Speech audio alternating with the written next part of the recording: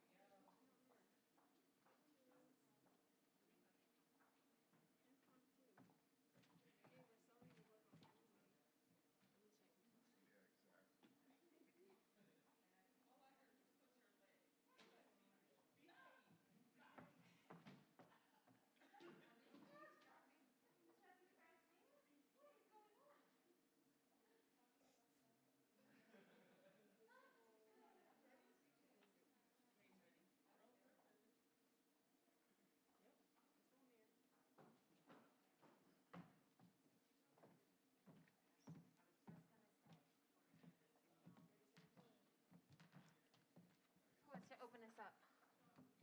All right, I'll start. I have a little Why don't you start? prepared, so. Are we recording? Are we on, Noah? Yep, we're ready to go. All right. Well, good evening, everybody. My name is Renee Jadising. I'm the Executive Director of the Delray Beach CRA. Yay! I wanted to thank you all for joining us for part 2 of our Authors Talk series. This is near and dear to our heart. It's a partnership that we have with the Delray Beach CRA, with the Spading Museum. We have Charlene here, and also Marjorie at the Arts Garage. So very special thanks to them for making this happen. This installment is about Miss Tina Sachs. She's on with us. You saw her pop on a moment ago to speak about her book, Invisible Visits. So before we start, we just wanted to have our partners come and speak. We also have our community partners here. One of our local business owners, Miss Gina Pierre, is here. She has a business on West Atlantic Avenue. Right next to her, we have a gentleman who's working with us on a senior center on West Atlantic as well. So thank you, Chris, for your partnership with us. So I'll stop talking, but I just wanted to say thank you and welcome you guys. Wait till, why don't you go next? Let her clean you there. There we go. Awesome. Good afternoon, good evening, everyone. So happy you're here. My name is Charlene Farrington. I'm the Executive Director of the Spadey Cultural Heritage Museum, a Black History Museum and Cultural Center here in Delray Beach. As Renee said, we are very proud to partner with these two fabulous women and these three fantastic organizations on this author talk. Racism, healthcare system, these are subjects that are near and dear to our hearts at the museum. These are subjects that we talk about quite frequently at the museum, and we do a lot of study and research on the community and how these topics affected each of us. And so we are proud to bring this to you this evening, and we do hope you have your questions ready for Tina after her talk, because she will be taking a few questions.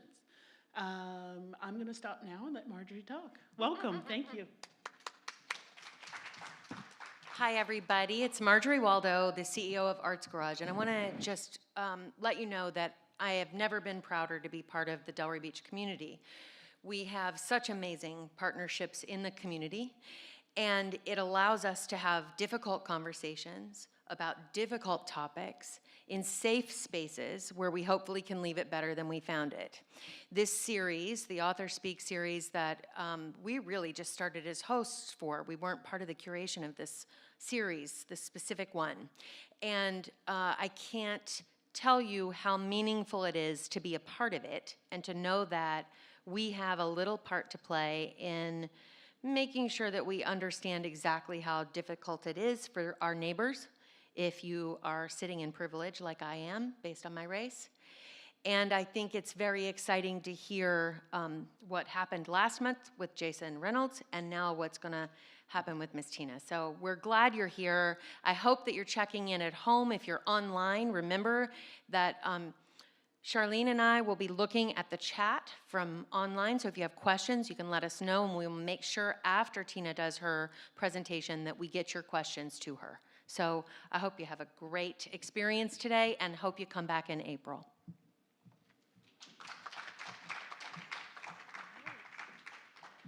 Okay, thank you all. And I also wanted to recognize, our board chair, Ms. Shirley Johnson, also the City Commission. So thank you, Commissioner Johnson. Before turning it over, I just want to leave one word with you all to think about and resonate, for this installment. For the next one is perspective. A real big part of the reason why we did this is to change our perspective. We're set in our ways, we're in our busy, comings and goings, but perspective really does need to shift in order for us to really see a change in our society. So without further ado, I'd like to welcome Ms. Tina Sachs.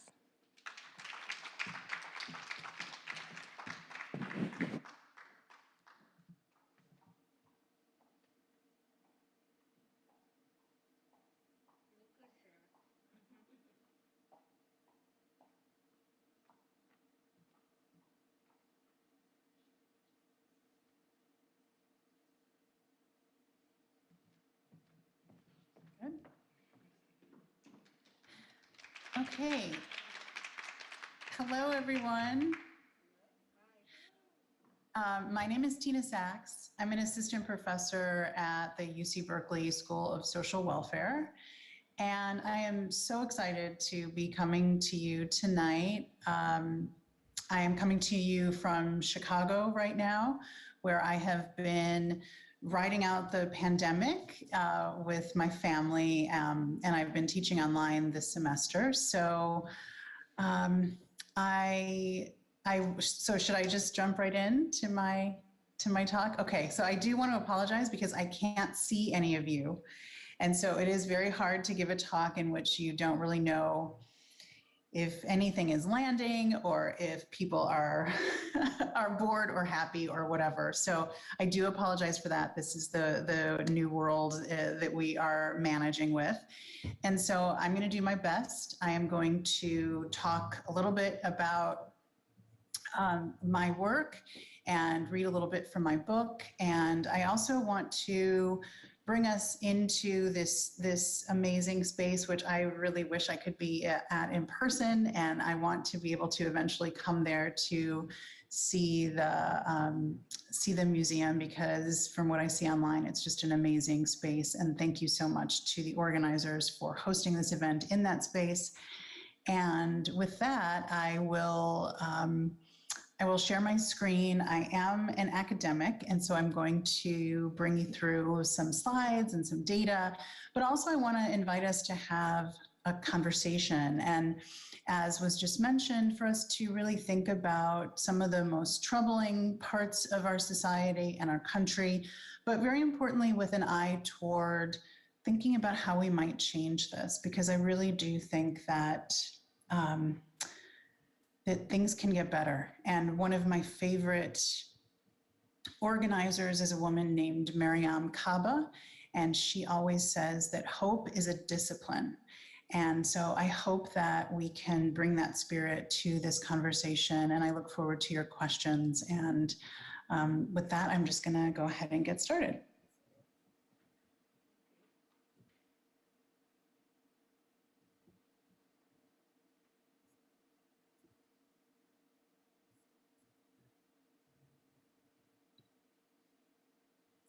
Okay, so can you all see this and hear me? Okay, great. Okay, so I just want to thank the Delray Beach Community Redevelopment Association, the Spady Cultural Museum and Arts Garage. A special thanks to Mr. Acosta for organizing this and for being so gracious to me as I was going through a lot of family issues in the last year, family health issues. So I have felt warmly embraced by your community, even though I am not there, and I truly appreciate it. It's an honor for me to be here, to be with you virtually, to share this information with you, and also to be in such excellent company with the other speakers that you have had the opportunity or will have the opportunity to engage with. I also just wanted to say that in this talk, I really want to center the experiences of Black women and girls. This is Women's History Month, and so I want to really center the experience, the humanity, the struggle, the resilience, the beauty of Black womanhood, girlhood, and humanity. And so I will be trying to do that as we move through this conversation. So before, I want to show just a short video, but I wanted to say that, obviously the last year has been incredibly difficult for all of us. The last few months have been incredibly difficult. We came from the pandemic to the uprisings of last summer with the racial reckoning that we experienced in this country. Then this year we had the insurrection in January on the Capitol. We have been going through mass shootings and intersectional violence against Asian people and Asian women in particular. And so there have just been so many things that have happened. And I really do think that we are going through, as a nation, a kind of collective grieving. We have lost so many people. And some communities have lost more people than others, disproportionately lost people. And so I wanted to start out by acknowledging that and acknowledging the kind of heaviness that I think that many of us are experiencing right now because of what's going on in the world and in our country.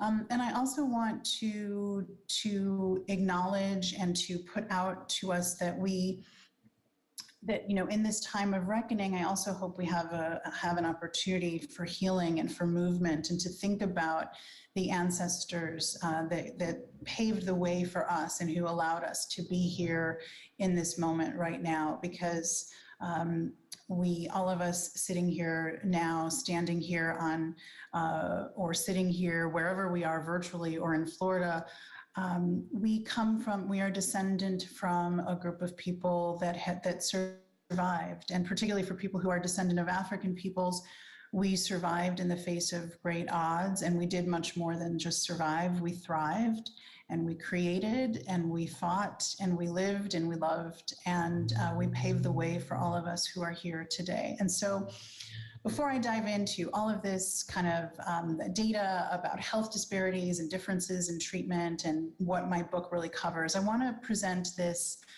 little video, a short video, I should say, that really kind of characterizes much of my thought process about where we are right now, and also helps us to think about the meaning of the pandemic, and that perhaps the pandemic is an opportunity for us to move forward in a different way, to really take stock of where we are as a society, as a collective of human beings, and to think about how we might go forward differently. So I want to start with that to hopefully allow us to kind of arrive in the space and to have a shared moment together.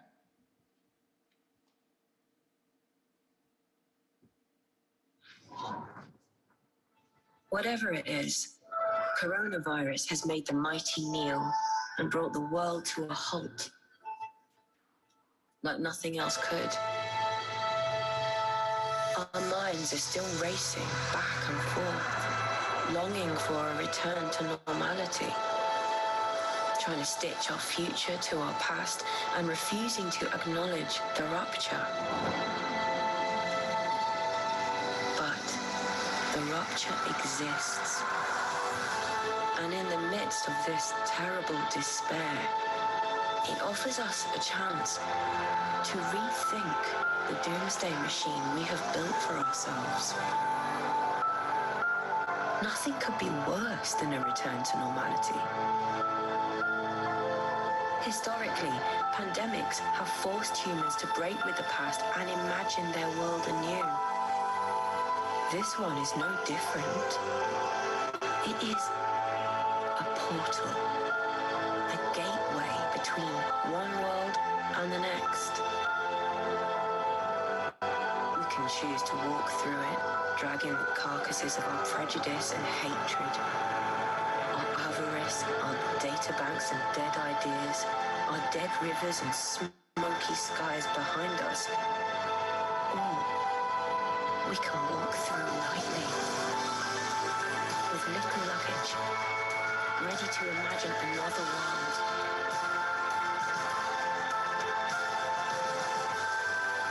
And ready to fight for it.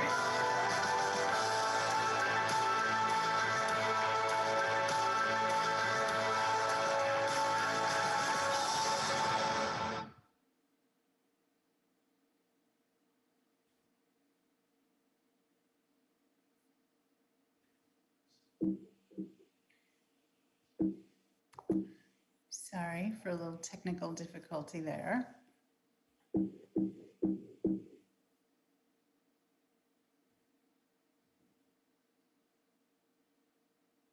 Oh.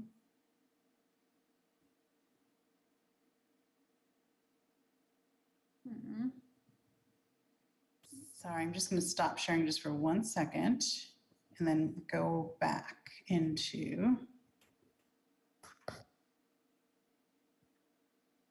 Okay, here we go. So can you still see the screen?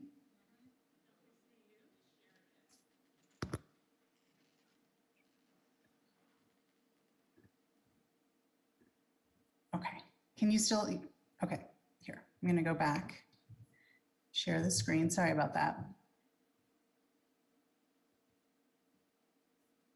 Okay, here we go.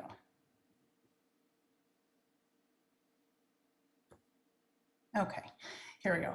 Sorry. So the reason I wanted to open with that and to bring us into that is just the idea that this Arundhati Roy is a writer.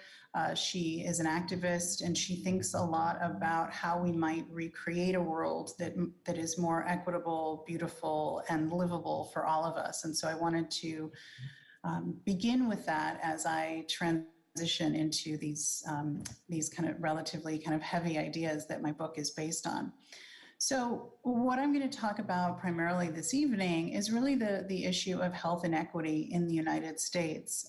The fact that groups in the US that have been racialized as non-white, so Black people, Indigenous people, other people of color, tend to have worse health outcomes than groups that have been racialized as white.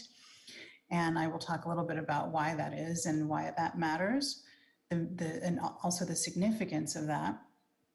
I'll talk about the key contributions of my book. And very importantly here, I want to really tell Black women's stories and to center Black women's stories in the context of healthcare, because I think as we've seen with many of the movements and the moment that we are living in the United States right now, I think that Black women's stories are often, they go untold quite a bit. They are often left to the side. And I want to center Black women's experiences in the healthcare system here this evening. And then I'll talk about implications and discussions. What can we do about this? What do we do with all of the challenges that we face here as a collective? So just to begin with, I wanted to provide the context here of what healthcare is like in the US. And just in general, we have a shorthand saying that, among academics, which is that Black people live sicker and die younger. And this is across all classes, across all education levels in general. And very importantly, what this shows here is that this is across all age groups. So this essentially shows the age-adjusted death rate per 100,000 people. And you can see here that Black people die at higher rates than white people at all age groups. So even among young people 18 to 34, that is the case. And certainly once you get to be 50 to 64, you see great differences in how in the rates of Black people dying compared to white people. This is really something that we've seen borne out incredibly by the coronavirus pandemic, in which you can see here that that Black people, Latinx people, and Indigenous people also bear a disproportionate burden, have borne a disproportionate burden of both infections and deaths in the pandemic. This is something that we have seen quite a bit, so that you can see here that Black people represent about 12.3% of the US population, but about 21% of all deaths from this pandemic. And so this is something that we, and certainly also too, we see that the Hispanic Latinx community also has a disproportionate share of deaths. And this is really rooted in what we know about the United States, that structural discrimination really affects individual health. And it seems like this sort of amorphous out there thing in the, that one can, hardly even describe what does structural discrimination really mean. But what it really essentially means is that really from birth to death, Black people and other people of color are systematically discriminated against in housing, in employment, in where we're allowed to live. And so all of these things really aggregate up to create what we see here in the pandemic in terms of disparities, but also what we see in other health outcomes, chronic health conditions, cancers, asthma, et cetera. This is a slide that shows how people report their own health. And so people were asked, how would you describe your health? Good, fair, excellent, poor, whatever. And you can see here again that that African Americans are disproportionately or have a higher level of self-reported poor health. And this is really important because it's really, people's own perception of how they feel. And so 16% of Black people would say that their health is poor.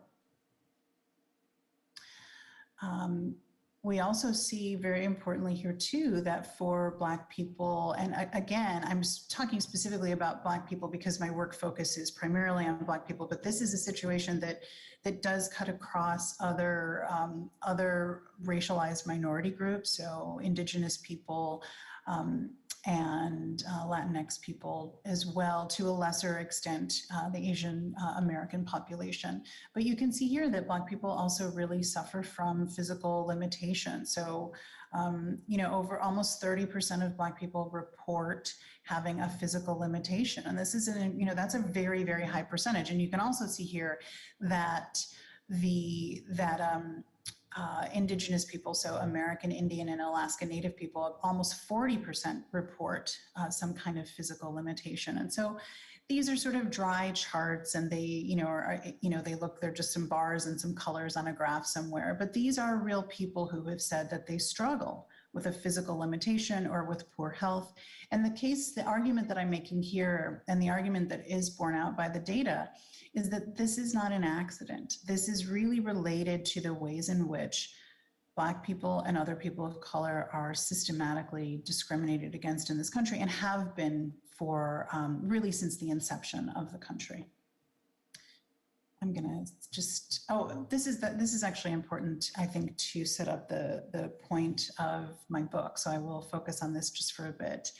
So this shows really that for people who have, that higher education, having more educational attainment is related to better health. And so people who have a college degree tend to rate their health as being better than other people. And so that could be related to many things.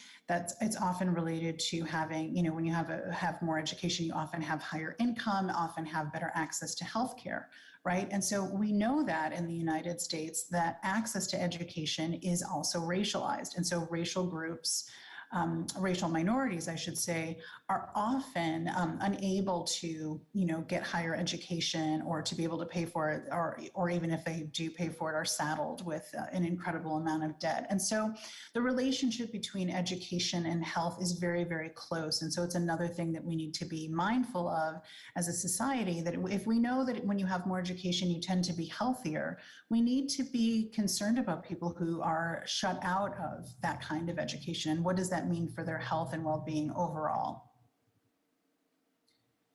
This slide simply shows again the disproportionate impact of death. The age-adjusted death rate for Black people is per 100,000 is much higher than other groups. And so again, this is why one of the things that I think about a lot is given that Black people live sicker and die younger, Black people are often carrying a lot of grief and loss. And this is something that we have to think about in terms of our mental health and our mental well-being, that it's not just kind of an academic exercise, but these are real people who have lost family members, or who have lost parents, obviously lost parents or loved ones, husbands, wives, etc. And this simply shows differences in chronic diseases, diabetes, heart disease, and cancer. And again, the point here, not to belabor it too much, is really just that Black people are chronically ill and tend to be living a life of some serious health challenges. And one thing I want to make very clear here is that we often hear about this in the media, and obviously I'm talking about it. I want to make very clear that the reason that Black people tend to live sicker and die younger is not because of some inherent difference in our biology. It has nothing to do with that. It is because of the ways that racism affects health. Racism negatively affects health. That is why Black people tend to live sicker and die younger. And it's not to be confused with the idea that somehow Black people are just, as a group, are biologically different than anyone else. This is simply not true. And it really takes away the focus away from the very important issues of structural discrimination, housing discrimination, discrimination in healthcare settings, et cetera. And so I just want to make that point very, very clear as we move through this conversation. And another point to make is that Black people are also, and other minority groups, are disproportionately represented among people living in poverty. And so you can see from this that over 20% of all Black people in this country are living in poverty. And poverty is defined very, very stringently in this country. And so for a family of 3 people, to be categorized as living in poverty, you're talking about much less than $20,000 a year. And that could be $20,000 in New York City or $20,000 in Nebraska.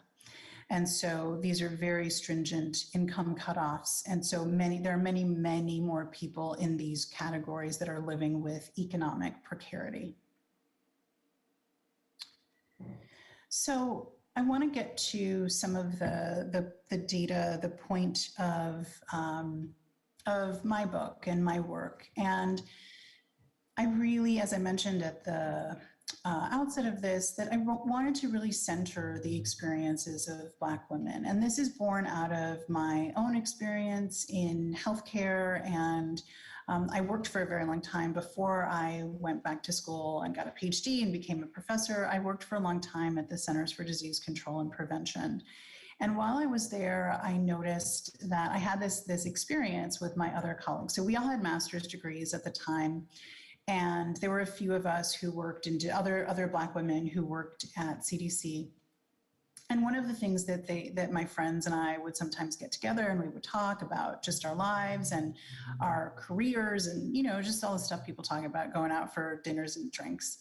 And one of the things that my friends would mention to me was that whenever they went to the doctor, for as long as they could before they had to disrobe, they would wear their CDC badge prominently on top of their clothes. And in Atlanta, CDC is a very well-known employer and people kind of know what it is. And so we were all joking one night about why do we all try to wear our badge when we go to the doctor? What is that about? And we all kind of knew why. We wanted to signal to that provider that we had a good government job, for one thing, that we had a certain level of education, and that we had a very particular kind of set of healthcare knowledge, right? That we knew the terminology, we knew the lingo, we knew how to maneuver in a healthcare space. And we wanted to signal that to the provider very early on in that visit to protect ourselves, presumably, from being dismissed, from not having our concerns taken seriously. And it was interesting, that really planted the seed for me for this book, to think about why do we do this? How do we, what contributes to the need to do this? And is this experience that many women are having? Again, many women go to have, many experiences going to the doctor in which they are dismissed, women of all backgrounds, of all races, ethnicities, et cetera. But how do these experiences affect Black women in particular? And so that really laid the foundation for this book and my eventual, the research that went into it. So I also wanted to, in the work, to really get at this intersection, the nexus between racism and sexism.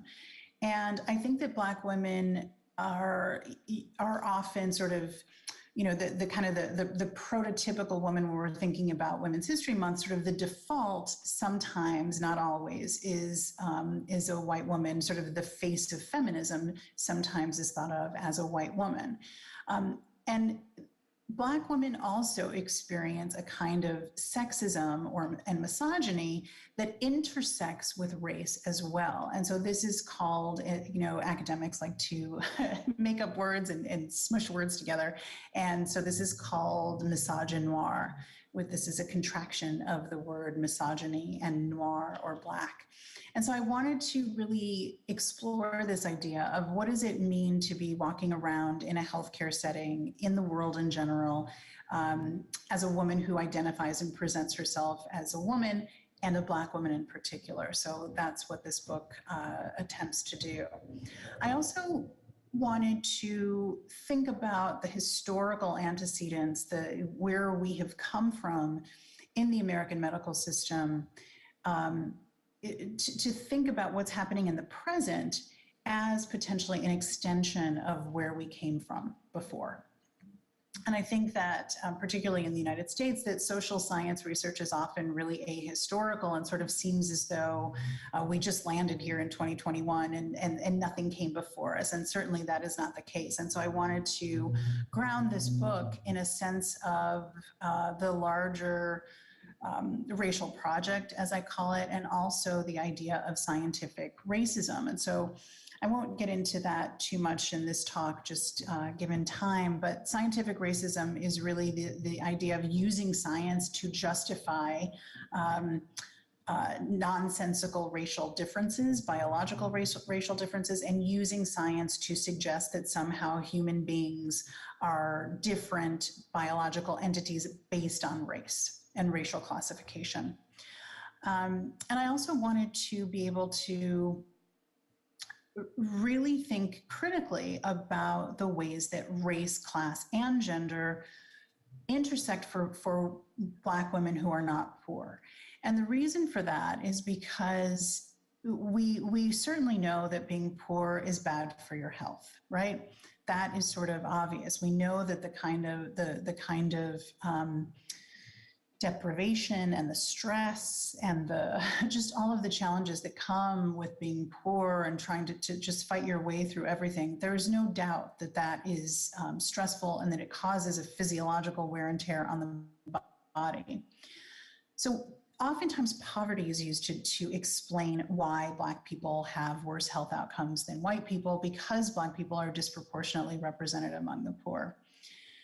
But it turns out that these differences in health outcome and differences in treatment go across or persist across class. So you still see these differences in treatment. You still see people being treated differently once they reach the healthcare encounter, even when they have health insurance, bachelor's degrees or graduate degrees, six-figure incomes.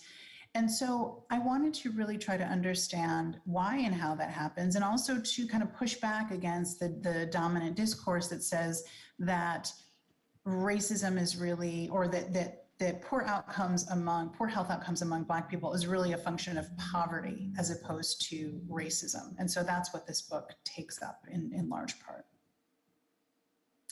So to think about the US healthcare system, I think we have to foreground a couple of things. One of them is that I would characterize the American healthcare system as a hegemonic structure. And what do I mean by that? It's sort of an all-powerful structure. It is a system in which when you go to the doctor, oftentimes, or other healthcare providers, there is a difference in power, right? Where the provider is, expert, presumably in health and in medicine, and you are there as someone to really kind of at the mercy or vulnerable to this other person. And so there's a power dynamic there. There's also the fact that the US health system is predominantly a white institution or a white space. So about 60 to 70% of healthcare providers are white, particularly physicians. And so there is a lot of, oftentimes when you go to the doctor, there aren't as many Black people and other people of color as there would be in other kinds of settings. There's also the fact that the US health system is a massive moneymaker, and that can never be, you can never think about discrimination of any kind without thinking about the power of money, particularly in a capitalist society. And so the United States spends almost 18%, almost 20, fully 1/5 of our gross domestic product is related to healthcare spending. And so this is a massive moneymaker and a massive engine of the American economy. And we know that Black women's health suffers even when we have health insurance and other socioeconomic resources. And so this is really the stage upon which this book is set. And so moving a little bit more, into so why is this book about Black middle-class people? The reason this book is about Black middle-class people is that there's virtually no research about how Black middle-class people fare in the world in general, right? Because there's this idea that if you're middle class and you're Black, that you've made it to the penthouse in the sky and that you are just sitting on Easy Street. And it is absolutely not the case. So we know that even when you control for socioeconomic status, meaning you hold your class status steady, across all measures of healthcare access and quality, Black people receive less costly and less intensive medical care than white people. Within each level of socioeconomic status, Black people have worse health outcomes than white people. And I think this is a really important an important stat here that should be really, we really need to think about is that in the United States, that Black women in the highest socioeconomic status group, so these are people with women with a college degree or beyond, have equivalent or higher rates of infant mortality, low birth weight, hypertension, and overweight or obesity compared to white women who have less than a high school degree.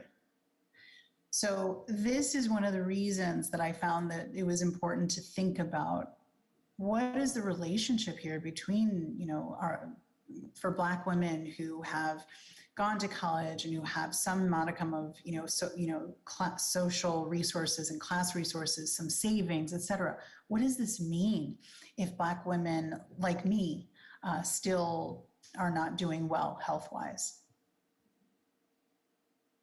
One of the reasons we know that this is important or that it matters is because the way we measure class status is just not the same across race. And so one of the reasons for that is that our current health here, March 24th, 2021, is actually a product of the way we grew up, of whether we were poor when we grew up, how we were treated, and the kinds of living conditions we endured when we were children. So health is really affected by where we are right now, but also the accumulation of challenges that we faced throughout the life course when we, our entire life course. We also know that exposure to discrimination is pathogenic. And essentially what that means is that discrimination is bad for your health, period. It leads to all kinds of health problems. And so that's one of the reasons that we have to be very careful as we think about how and why social class matters for health, particularly for Black people, because being middle class and Black is a qualitative and quantitatively different experience than being white and middle class for reasons that I'll show here. So Black middle class people have a simultaneous vulnerability and relative privilege. And so one of the other things that I wanted to show with this work was that Black people are incredibly varied, and there's so much diversity among the Black population in all kinds of ways. And that, about 30% of Black people in the United States have a bachelor's degree or a bachelor's degree and an advanced degree. I mean, this is a fairly high percentage, right? And yet we still see, even with this relatively high educational attainment, that there are wealth disparities at every level of income. So that the median wealth that Black people have is only about $11,000 compared to white people. Median wealth is almost $80,000. This is another reason that the experience of being Black and middle class is extremely different than the majority middle class. So I just wanted to stop here very quickly. How am I doing on time?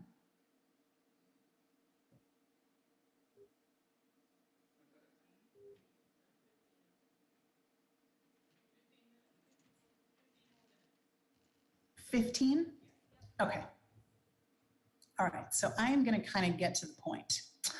But I want one of the, a couple things I wanted to say here is just that once people get to the doctor, we know that Black people tend to be treated differently, even once we get to the doctor. We also know there's some pretty troubling things about the ways that physicians tend to perceive Black people.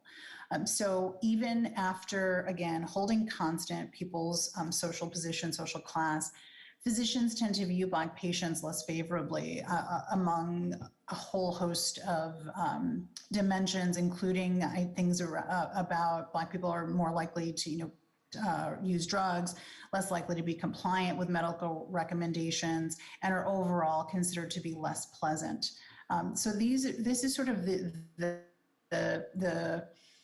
this is sort of the environment oftentimes that Black people are walking into at a time in which, of course, when you go to the doctor, it's vulnerable anyway. Oftentimes you're sick. Even if you're not sick, it's still, for me anyway, very anxiety provoking, because I feel like even if I'm not sick, they might find out I'm sick, right? And so it's just an incredibly challenging time. And so to think about walking into an environment in which there are already these biases is quite troubling.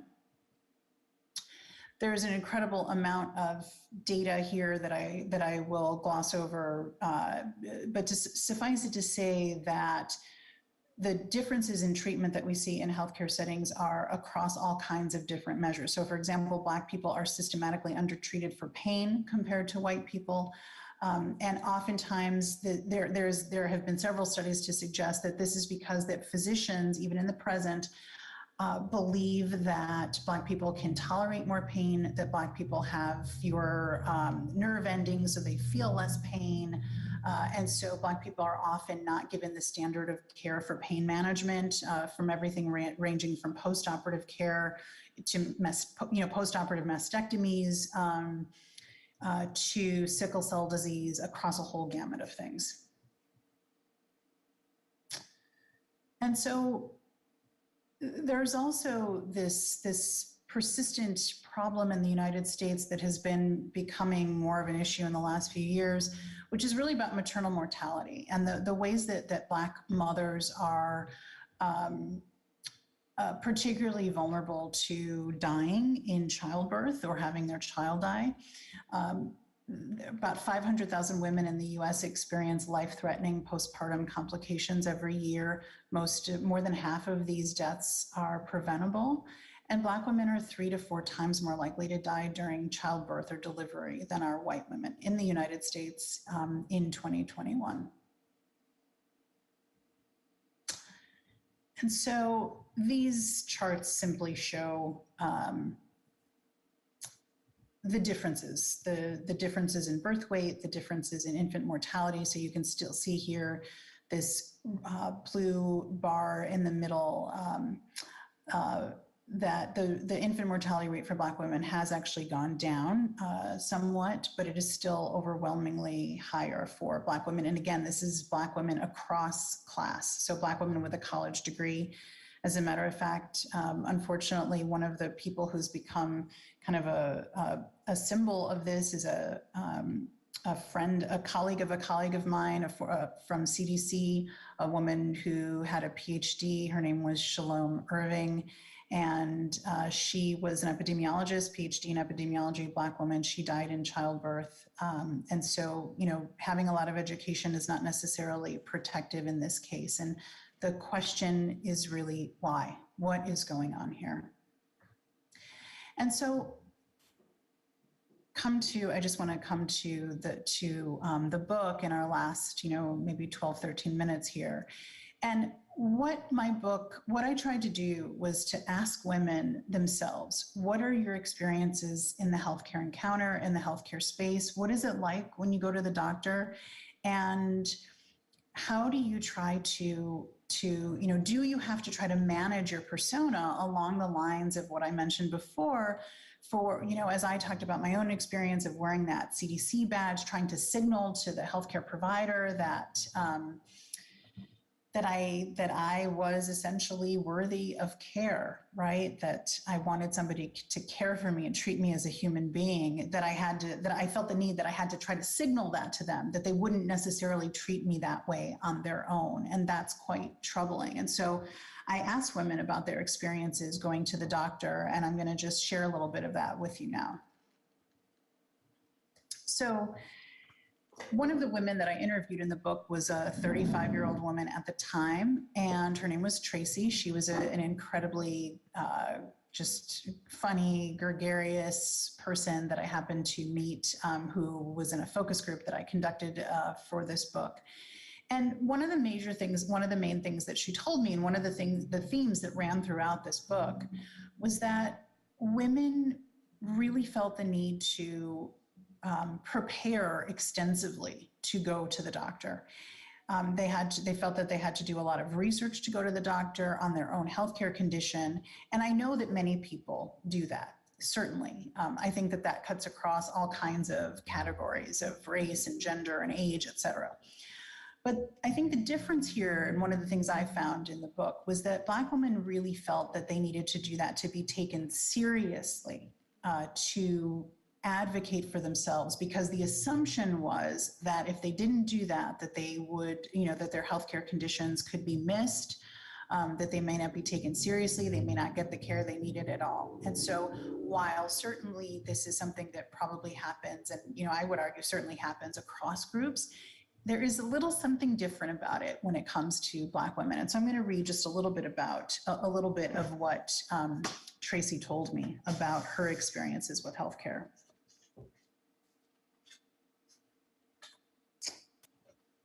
Tracey, a single woman with an MBA, arrived at the focus group with a buoyant attitude and big curly hair to match. She had recently left a stable job to start her own consulting business, a decision that required all her bravery and confidence. Tall in stature and sturdily built, Tracey had a lot to say about how she dealt with doctors. Like other women in this study, Tracey's physicality seemed to play an outsized role in her healthcare experiences. During the focus group, she explained why she felt the need to come in armed with information designed to counteract stereotypes or the box she faced as a Black woman. Tracey used the image of being armed with information almost as a shield or a tool to resist the dominant perceptions of Black women. And as she explained her story to the other women in the focus group, it became quite clear why she used such a strong metaphor. As an undergraduate student, Tracey began suffering from pain in her right knee. Eventually, the pain began to interfere with her daily activities, and she sought help from many physicians who ordered x-rays that turned up nothing. Tracey explained, "In undergraduate, I woke up one day and my knee was bothering me, and I went to a doctor and they said nothing was wrong. And I went to another doctor and they did an x-ray and they said nothing was wrong. I would go for a year and I would go back to somebody else and they would tell me nothing was wrong. And then 15 years elapsed. Eventually I went to a doctor and I said, look, it hurts so bad at night. The only way I can sleep is to take Advil before going to bed. And he said, well, you just have to do that for the rest of your life. Half the time they were telling me it was because of my weight. They put me in physical therapy. They did all of these things. And I was young and I still believed in the myth that doctors were infallible." So Tracey goes on to explain this long journey that she went on in trying to figure out what was going on with her body and her knee. And she eventually, in spite of her decision she eventually decided to avoid all healthcare providers because no one was taking her concerns seriously. But eventually, after a minor car accident that required her to get a checkup, she found a physician who had come highly recommended by a friend. And thankfully, this physician seemed to take her concerns seriously and ordered a magnetic resonance imaging, an MRI, of her knee. This was the first time that had happened. Actually, in 15 years, she had never had anything more sensitive diagnostically than an x-ray. The scan yielded troubling results. She was told to come to the hospital immediately. They called me and said, you need to come back. They set me up for surgery, and I had 2 tumors in my knee that had been growing for 15 years that nobody found. After the surgery, I was out of work for 2 months. I was in physical therapy for 9 months because of what they did. And as the doctor explained to me, had the tumors been malignant, they would have had to amputate my leg. Obviously, this is an incredibly troubling story. Over the course of 15 years, only one physician took the time to order a more sensitive diagnostic test like an MRI, which ultimately led to the proper diagnosis and treatment. In spite of her status as a middle-class educated woman pursuing her undergrad degree and later an MBA, Tracey was never viewed as a credible witness to her own condition, her own body. The question, of course, is why do Black women have such a hard time being viewed as legitimate healthcare citizens? When I asked Tracey how she viewed her experience and whether she thought race or gender affected her, how she was treated, she noted that for her, weight seemed to play a big role. I think if anything, it was the weight. That becomes something that is an easy answer. Rather than race, I think it was a set of solutions. She felt that the physicians used her weight as a shorthand to explain all her health problems. She explained that when presented with a healthcare puzzle, weight became the de facto solution. Tracey used a math analogy to explain. she says, I think if anything, it was the weight rather that becomes something that is an easy answer rather than race. I think it was these solutions. What is 2 + 2? It's 5. What is 3 + 6? It's 5. It's only one answer because of the weight. I think sometimes it's a set of solutions that the doctor lets themselves consider when they treat you. So in this story, to me, really illustrates many of the major themes of the book. These themes include the idea that women really have to be incredibly vigilant about their own health, about their own advocacy for themselves. And so for Tracey, Tracy's story also illustrates one of the things that we see in the empirical data. For example, she noted that she was in incredible pain, and the doctor told her, well, you just have to take Advil. Well, this is a very young woman who suffered with this pain for 15 years. And one has to think about what could her life have been like if she were not burdened by that pain for all this time, right? Why do women in general, and Black women in particular, have to suffer with pain? Why are we told that what we feel is irrelevant? And again, this is a very young woman having to deal with this kind of morbidity through the very productive years of her life. Another issue that Tracey's story raised for me is the ways in which, again, Black women's bodies are scrutinized in healthcare settings, right? So the idea that if you happen to be overweight, whatever that means, like over what weight? What is this perfect kind of body type that one is expected to have? And if we know that Black women tend to weigh more than white women, and so that even that is then sort of held against us in the healthcare space, suggesting somehow that if we do physical therapy, that we may be able to manage 2 tumors that have been growing in our leg. And while Tracey's story is obviously, it's one example, but it does illustrate some of the persistent patterns and problems that we face in the healthcare setting.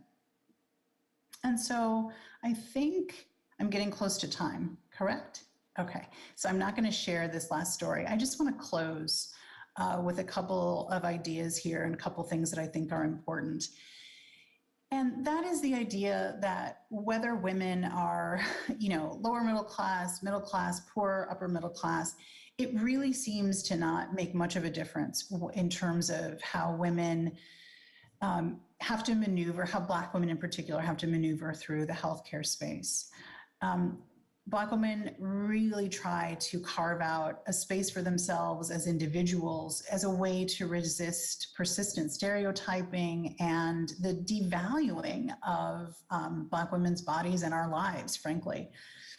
And as women in this study really tried to use very specific strategies to mitigate discrimination and bias, but there's really often very little that one can do to avoid these biases that Black women encounter in healthcare settings.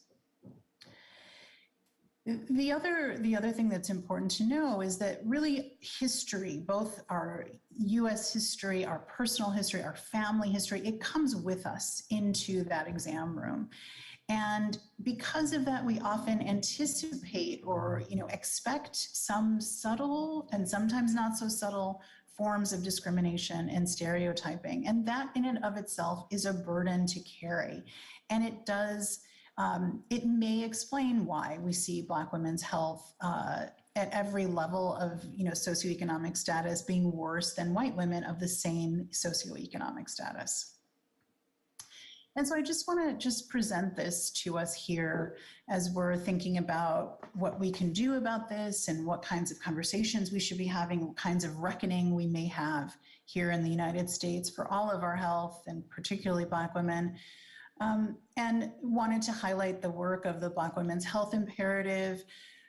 This is a policy organization that really tries to advocate on behalf of Black women and asks the question, the kind of guiding principle question here, what if all Black women and girls enjoyed optimal health and well-being in a socially just society? And I think that's the kind of question and future that I hope that we can all start working toward. And so because Black women really sit at the nexus of discrimination based on both race and gender, I really do think, and my Black feminist perspective here is that, if Black women can get free, we can all get free. All of our liberation is tied up in one another. And to reach toward a different kind of society requires an imagination and a hope. And the idea that we can actually get there, we can do something about this because we are resilient. And particularly people here, as I am, descendant of African people, we have been through a lot and we have made it. And so I hope to put that forward into the world as well. And just want to end with this last slide here in English and in Spanish that I think is quisieron enterrarnos sin saber que éramos semilla, which means they tried to bury us and they didn't know we were seeds. And so all of this, as we are going through such trying times in our lives, I think that we have to, fight for that deep inner strength and look to each other for love and support. And so with that, I will close and take questions. Thank you so much.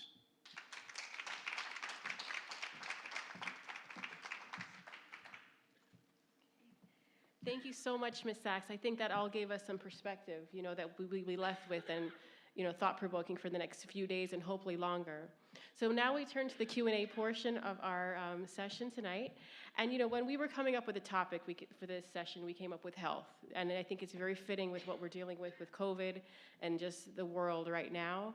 And what came to mind was Miss Kenya Madison with Healthier Delray Beach. This is a local organization that is doing a lot of great work in Delray and beyond on this very area of health and health disparities and how to, improve the health and welfare of our Delray Beach citizens. So we're going to have Miss Madison come up and do the Q&A portion. I will say we were supposed to have her do the intro. We started a little bit early, so Ms. Sachs, she does have a beautiful introduction that we'll put you in contact with later to read it. But I'll ask you to come up to do a little information about your organization and also to do the Q&A.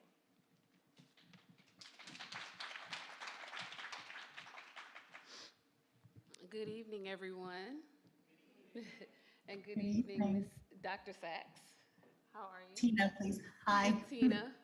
I don't know which screen to look at. But thank you also for the introduction. Thanks to the Arts Garage, the Spady Cultural Museum, and all of you that are here today and those that are watching online.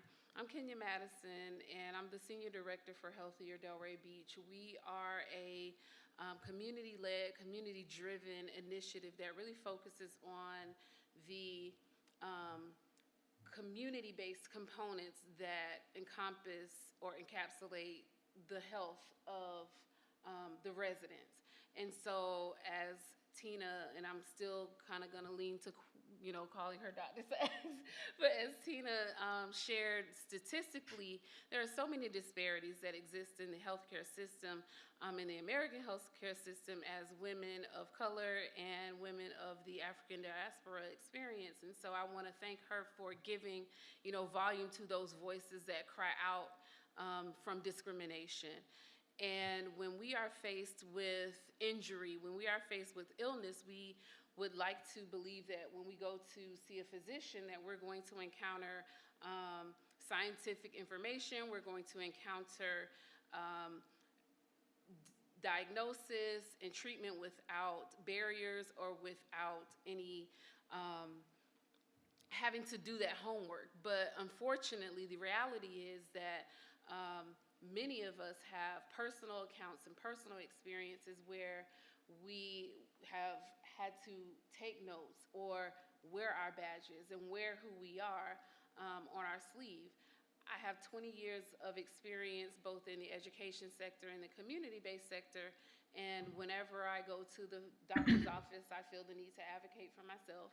And as a caregiver for my mother, I do the same, prepared to ask questions. And so what I experienced was a sense of validation in the experiences that myself and other women like me and other women that are accounted for in this, in this text, to just say, it's not a figment of our imagination. And through this work that we do with Healthier Delray, we are able to focus on the social determinants of health and look at the challenges that exist or keep people from living healthier lifestyles, but from a health equity lens.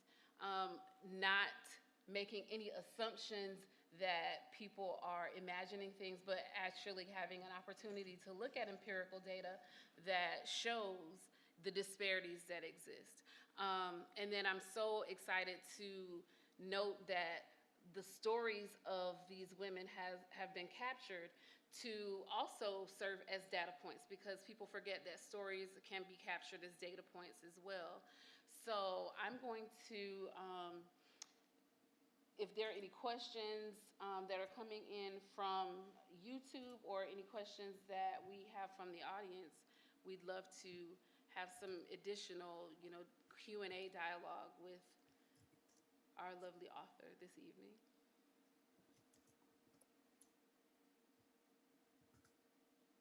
You want to come up to the microphone and ask? There's a separate mic and you're good. Okay. Oh. Good evening. Good evening, Dr. Sachs. I wanted to thank you for sharing your book. I wanted to first ask if that was a qualitative narrative inquiry. It sounded a lot like a part of a dissertation your book was the outcome of. So that I wanted to ask that. And then I wanted to thank you for having the courage to allow your work to be, even if just a small part of tearing down the structure of systematic racism that has become a part of this nation. We know that it's much bigger than women's experiences within healthcare. It's something that has developed over and has been perpetuated in every segment of our nation. But I think it's really encouraging when I see different pockets of everyone doing what they can to tear down this beast, even people that are not of color, as we recognize that, hey, the emperor is wearing no clothes, and the time that we're living in right now has been really representative of an aha moment for all of us to say, well, why do I think this way? What am I doing? And so I say hurrah to you for letting your work, hey, pick this piece apart. Let's pick this piece apart, and when we all come together collaboratively, I see that it will fall. And then, was that a qualitative narrative inquiry that we worked from? I was just wondering. So thank you. Thank you. Thank you so much. So I had a little bit of a hard time understanding the exact question, but I believe you asked me if it was a qualitative dissertation. Or part of, yeah. Yes, and it was, yes.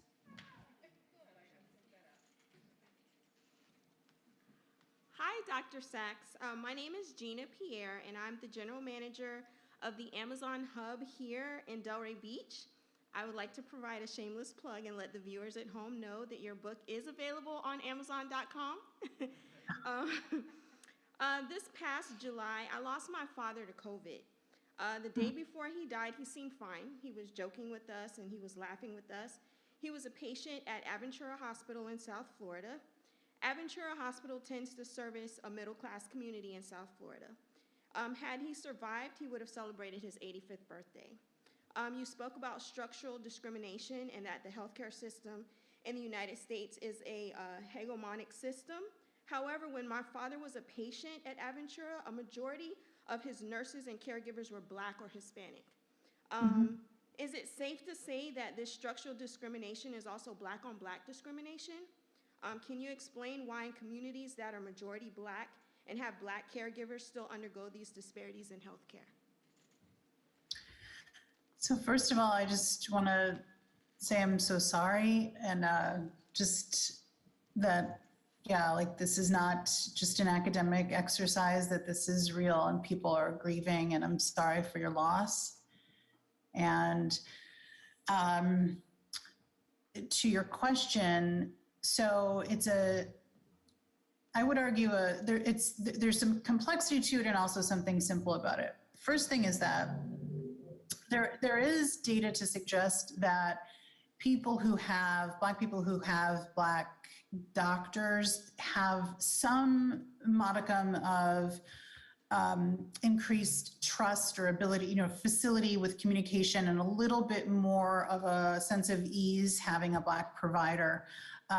But not all the time and not under all conditions, but sort of in general, there is a little bit more of an ease of communication if you have what's called a racially concordant patient and provider. That said, the way that structural discrimination works really has nothing to do with the individual level.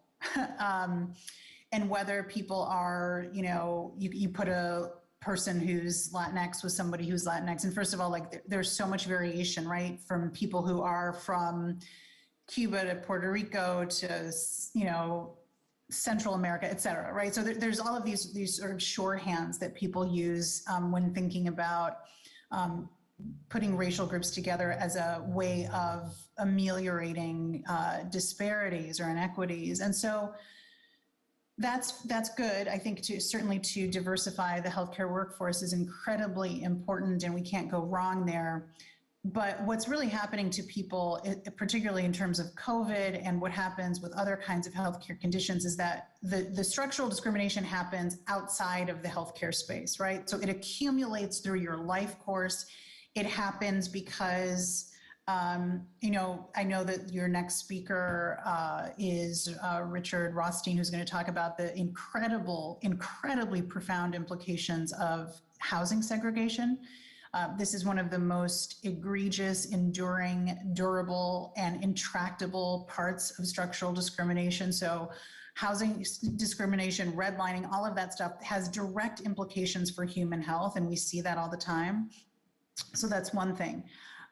We also know that Black people, particularly in the context of COVID, because of the residential segregation, live in neighborhoods that are characterized by higher particulate matter, poor air quality. And when you're talking about something like a pulmonary disease like COVID, those things really matter. And so there's disproportionate risk for COVID because of structural discrimination, as well as we do also see that once people reach the point of the healthcare encounter, that there is a pattern in which Black people are not believed in terms of taking symptoms seriously. So people oftentimes can be turned away when they needed treatment earlier on in the course of illness, et cetera. And so again, so while we don't know, it's hard to say exactly for each person, but what happens to a person before they even get to the doctor is the accumulation of structural discrimination.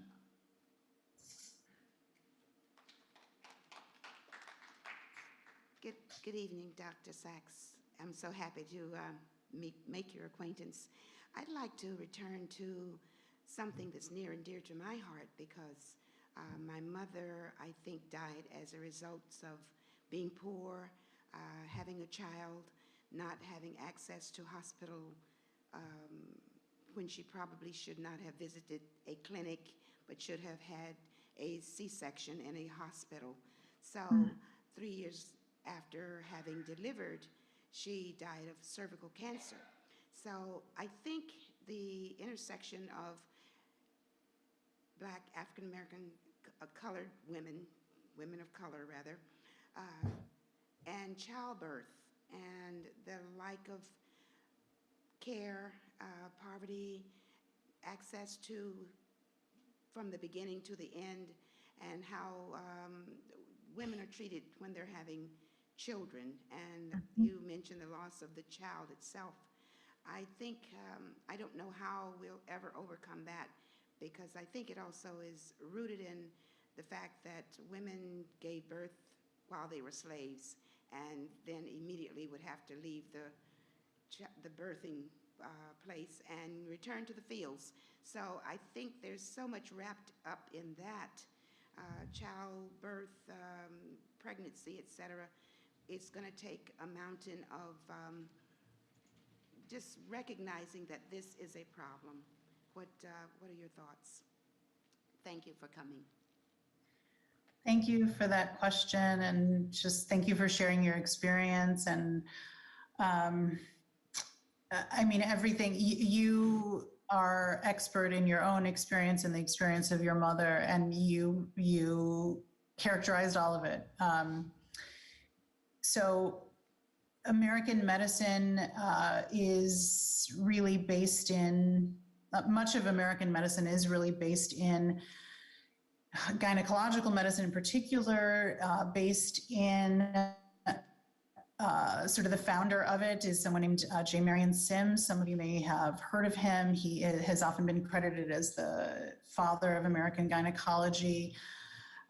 He is often in, textbooks, and he is a person who did all kinds of gynecological procedures on enslaved women without anesthesia, and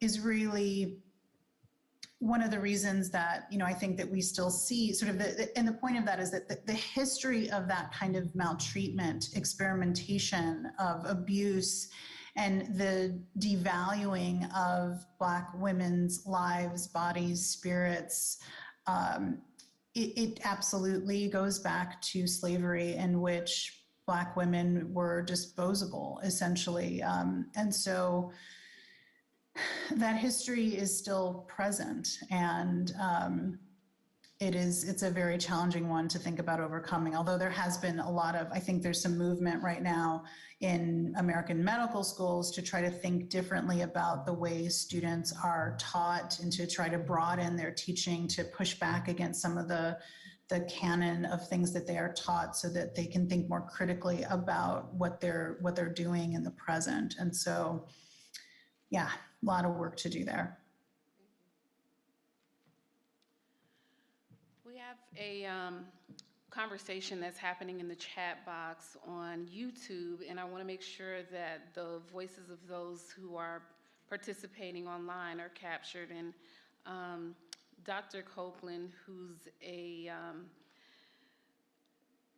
on staff at FAU, is having a lot of conversation about a personal experience where she was delivering her son and felt that her experience and her level of pain was questioned, and she's wondering how many other Black women have had that experience if asked. And then there's some other conversation about how to properly advocate for ourselves when we are in a healthcare setting, how to report physicians or hold medical providers accountable for how they practice. Yeah, so I think one way that we can try to advocate for ourselves is to be, intentional to the extent we can about choosing providers. We don't always have the option of choosing, particularly given the hegemony of the American medical system, medical insurance, and you can't always choose your doctor because of the limitations of your own insurance. And so that's a whole nother issue that's related to this. But trying to think about or shifting the mindset somewhat to think of providers as certainly expert in their field, but also team members, and that you are expert in your own body, and only you can feel what's happening in your body. You have a sense of your own body. And so that to sort of shift the frame a little bit to that, that you and the provider are a team, as opposed to they are acting upon you, with the sole decision-making authority.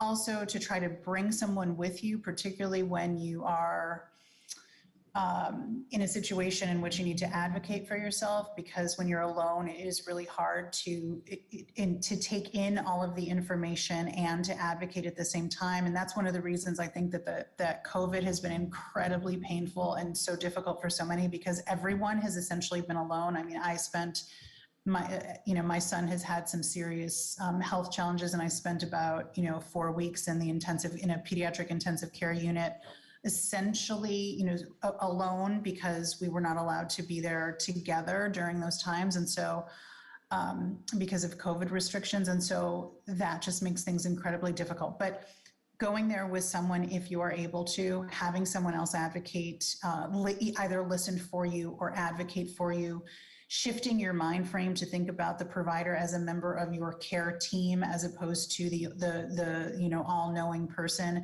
doing your research clearly ahead of time, and trusting yourself and what you know about yourself, and not being afraid to speak up.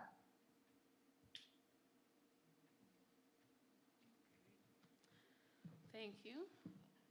Are there any other, okay, come on to the mic. Hi, it's a pleasure to meet you. Thanks for coming. Excuse me. So I have a couple funny stories. One is I'm white, and so I went with my mother to the hospital when she was having some foot surgery many, many years ago. And I asked the doctor so many questions, he was completely exhausted, and my mother was horribly embarrassed, and it was like they just wanted me to shut up at some point and go away, and he didn't want to answer any more of these questions. But I think that's what we need to always, always, always do. So the idea that you can go to the doctor and expect an expert opinion, for me, that's kind of out the window. Because I personally, I'm a doctor.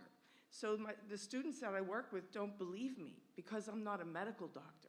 So this whole reverence to doctors are only medical people, in our the basic understanding of that already is one issue, right, socially speaking. So when another friend of mine had Lyme disease, so it also depends on what the problem is, right? So she had Lyme disease, which is horribly under-researched, horribly underfunded, and quite internationally, universally a problem. She knows more about anything than any doctor she's ever had to see. And she starts directing the doctors to do what she wanted them to do. Some of it were very aggressive. Some of it were very high risk. But she said, I'm your patient. I'm telling you what I want. This is what I want you to do. So they would finally let her win, right? But she's also white. So I don't know how much you can do that if you're not white. I wouldn't know that, right? But I doubt that it would be as successful as these two situations were, one for me and one for her, right?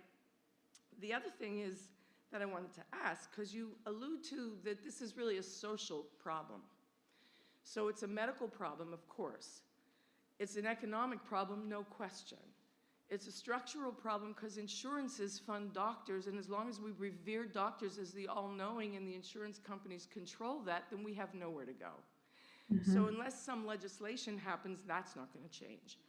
So socially, I don't think there's any way getting around researching everything you can possibly research about whatever ailments that you think you may have. Mm-hmm. But even with that research, and even with someone coming with you to doctors or to clinics, what would you say about how do we begin to attack this really on a social level? Mm-hmm. Because those are still academic.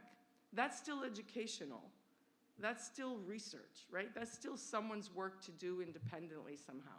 But socially, how do we really get past where we are with how people are socially understanding people, like understanding that we have doctors in lots of fields and we have experts in lots of areas, and that people really do know how they feel and can talk about that honestly. That's my question. So how would you suggest that we attack it from a social point of view? Sure. So yes, absolutely, I agree with you about the importance of advocacy, and that the advocacy sort of falls differently depending on how the provider perceives you. And yes, so there's all of that. What I would say about how we can change this is that I actually think we need to change some of these structures. So I also, I study health healthcare and health inequities, but I also really think a lot about social policy.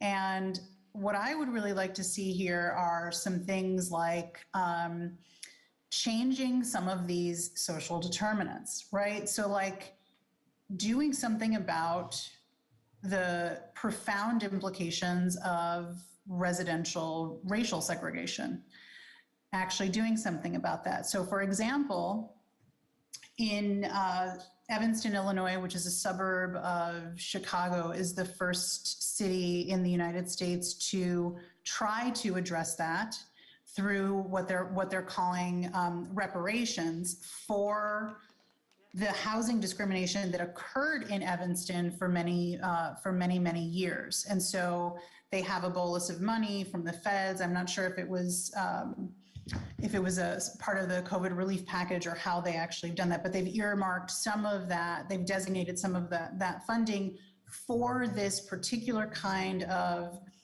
repair to address housing discrimination that occurred in Evanston, Illinois for generations, right? So that's one thing. That's a very important step, is to actually say, we know that these things are wrong. We know that, or, you know, not everyone agrees that they're wrong, or not everyone agrees that they exist, but I think we are coming around to the idea that they are wrong and they existed and that they still exist. And so what can we do about it? That is one thing that's very concrete that can be done about it. And so if we can start to chip away at this beast, if we can make some inroads, we have to do something. And this is one thing that we might be able to do. So I think about social policy because I think about housing as a determinant of health. I think about, you know, if we can deal with housing, we can also perhaps deal with educational funding, right? So if education is all funded on property taxes and we have so much embedded, you know, housing that's not, you know, devaluing of housing in certain neighborhoods, and then therefore those kids don't have, you know, are not able to go to good schools. We just have a cycle here. So if we can intervene somewhere to change something in the structure, I think we can really make some headway. And so there are many other social policy things like expanding social safety net, expanding healthcare, expanding the food safety net, all kinds of other social programs, childcare, et cetera. But that's, I think, where we need to go.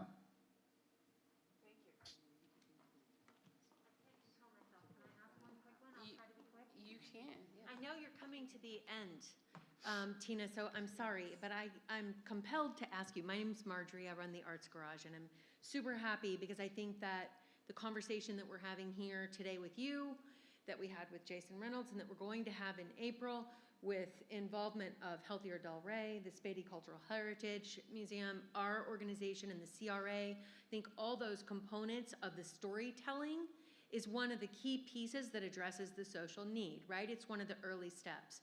But so I'm a fighter, hoping that I can get the bucket list item of getting arrested for good trouble off of my list before my days are done. And it strikes me that these are systemic issues. It's not just social. I call it systemic issues. And so there was a book. I'm in a book club, and the young woman who chose this book, it's by Dr. Dana Bowen Matthew. It's called Just Medicine, A Cure for Racial Inequality in American Healthcare.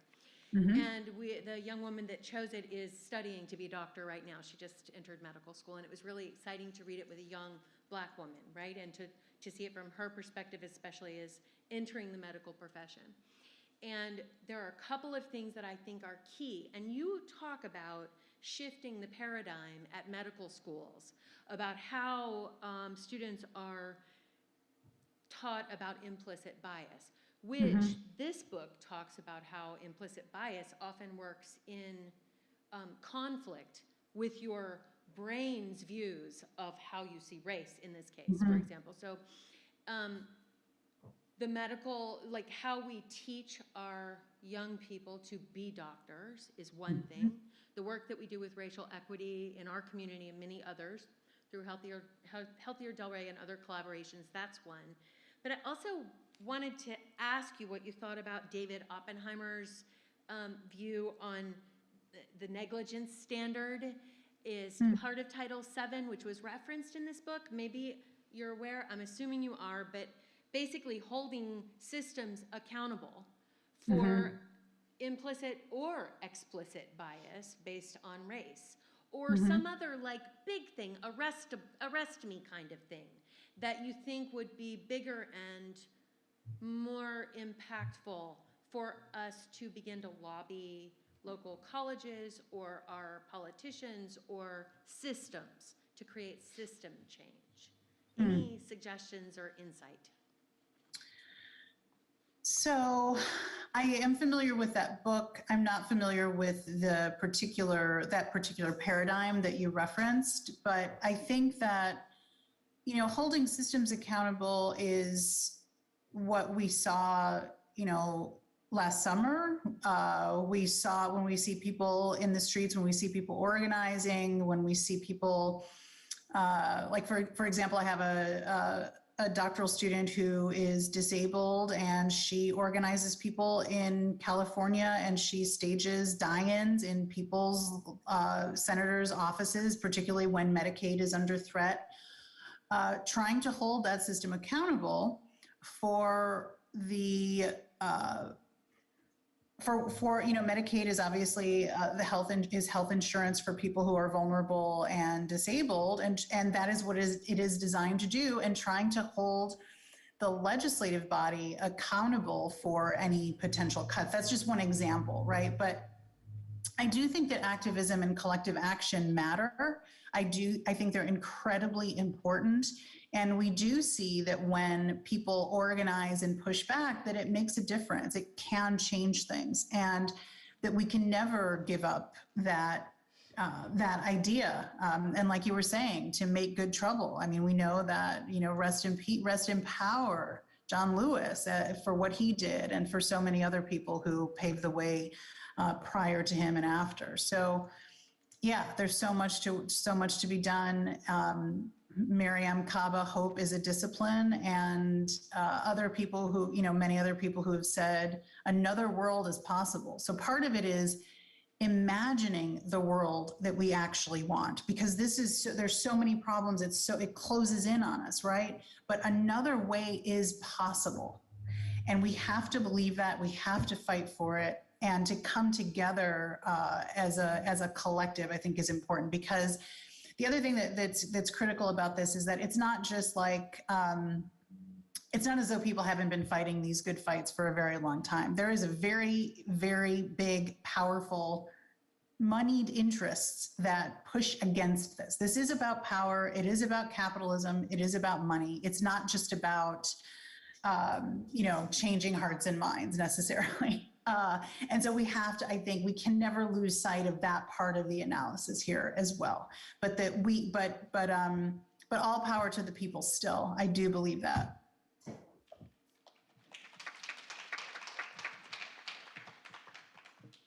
Any other comments or questions from the floor? I see one hand. You can approach the mic, and while you're approaching the mic, I will just say that in response to Marjorie's ask, like how, what is the how? What is the pathway? And in the short video that you shared, the pandemic is a portal to a world reimagined, and we're paving the way for healing through conversations of this nature and the work that we do through Healthier Delray and Healthier Together. I'm just gonna, and I know you're waiting, but I'm just gonna share, because I think it's important to point out, especially for those participants here in the room and those that may be watching online that are in our immediate Palm Beach County area, is to know that, you know, on a larger scale, beyond Healthier Delray Beach, we're one of 6 communities that comprise Healthier Together, funded through Palm Health Foundation, a philanthropic organization that gives us the freedom to advocate, to organize, and to raise up the voices of, you know, communities like this and conversations like this, so that we can challenge those systems, work alongside of systems and institutions to find sustainable solutions. You're absolutely right. It's about capitalism, but at the same time, there are people that are being affected and whose human rights are being infringed upon, and so we have to find that balance. We have to strike that balance.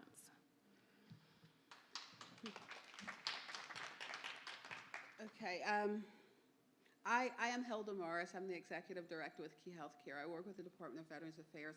I didn't introduce myself before because I don't think that's really important. But what I wanted to say is, if you believe that it would be an accurate statement to make that although this is a paradigm shift, and when we think of a paradigm shift, we think of it as being a big system, and it is indeed a big system, but it's a big system made up of each one. It's of each one, and we see it played out again and again. The young lady just prior to me said something to the effect that when she goes into a doctor's office, she can make these demands. The paradigm of that needs to shift, because I can make those demands too. I can say those things. I can bring someone with me, or I can choose to not be treated by you if I don't believe that you're treating me properly. We like to use terms like privilege or something's better for me, and these are the things that, believe it or not, empower those very behaviors. We need to tell the truth. We need to be honest about, we'll say things like racism instead of, well, sin, if you come from a religious perspective, or that it is a wrong thing to do. We have gotten to the point in this nation where we wear some of those things as badges, almost. We think it's, we're desensitized to even the things that we lobby against. And I'm doing research now, and the very things that I'm researching, there was like 100 million scholarly articles written about it, and people write about it, and they get just to the point of publication, and then they go away. And the problem remains. Because now I have my doctorate, I have my nice job, but the people that are impacted about the problem they're still impacted by it. So I think that we, the people, need to individually, each one, make a change, not only in our thinking, but actually look in the mirror and say, I've been doing this thing. I didn't even know I was doing this thing. And this thing is not wrong and is not right, and I'm not going to do it anymore. So somewhere there's a question in all that, but I think what I'm saying is, would it be a good assessment to say that we need to actually be forthright with ourselves and to change our own behaviors individually, and then those behaviors can indeed change collectively? So thank you so much for that statement and your understanding and your wisdom about that. I think you're absolutely right. We all have to do our part. And certainly when we talk about big structures, we are those structures individually, right? We're the people who, we're here, we're invested in these ideas, and we want to change things. And so I think, it takes an individual commitment, and then each of us getting together and then making a bigger commitment, a larger collective commitment.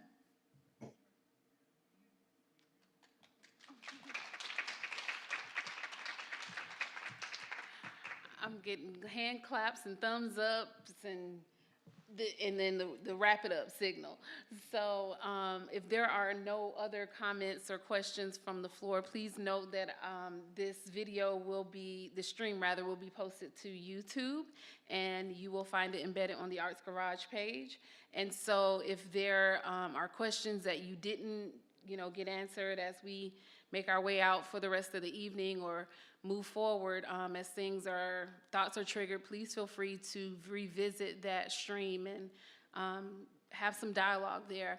I will also take a point of personal privilege while I have the mic to also say that I have put my contact information in that chat box. If there are those that are interested in organizing with us, that are wanting to know more about what Healthier Delray Beach and the Healthier Together initiative in general is doing, what Palm Health Foundation is doing, we have expanded our network of care, our system of care, beyond the Palm Beach County borders, beyond the state of Florida borders, beyond the southeastern region borders. We actually have affiliations in California, and so I look forward to having more conversations with you. I look forward to amplifying conversations like this in other community-based settings, because as I forgot your name, I'm sorry.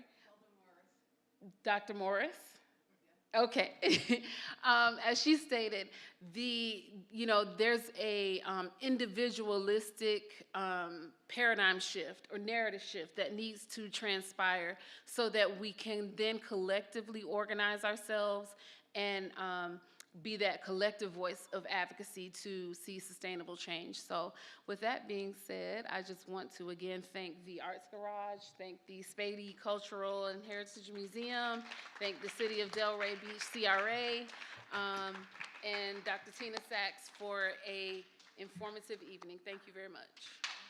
Thank you all. This was so amazing. Thank you, thank you, thank you.